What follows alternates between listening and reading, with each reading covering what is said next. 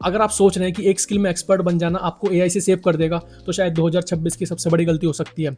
और आयरनिकली जितने ज़्यादा आप डीप एक्सपर्ट हो, उतने ही आप रिस्क में हो। कंफ्यूजिंग लग रहा है? रुको मैं समझाता हूँ। देखो, हर बड़ी टेक्नोलॉजी शिफ्ट एक छुपी हुई चीज़ करती है।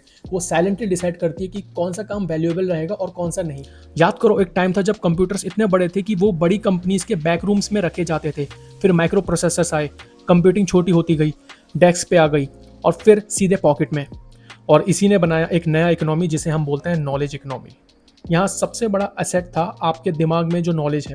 इस इकोनॉमी में डेप्थ रिवार्ड होती थी। जो इंसान किसी एक चीज में सबसे गहरा जानता था, वही काम एग्जीक्यूट कर पाता था। डीप स्पेशलिस्ट मतलब सेफ करियर।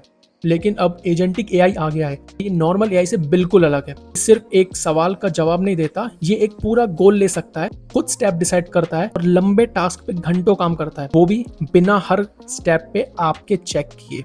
इसका मतलब क्या हुआ? एक डोमेन के अंदर काम एग्जीक्यूट करना अब चीप और इजी होता जा रहा है। तो अब असली सवाल ये है कि जब नॉलेज की कमी नहीं होगी तो नॉलेज वर्कर का अब क्या होगा? और यहीं आती है सबसे अनकंफर्टेबल बात।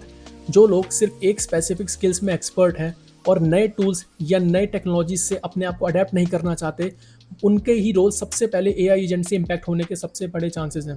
तो वैल्यूएबल क्या बनेगा? इसका बिल्कुल उल्टा, जजमेंट।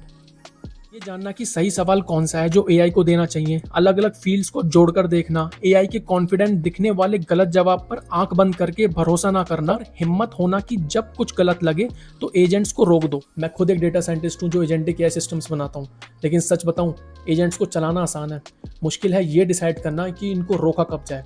यही एक असली स्किल है। तो टेक अवे सिंपल है, एक ही स्किल में डीप जाना अब सेफ्टी नेट नहीं है, फ्यूचर प्रूफ स्किल है जजमेंट।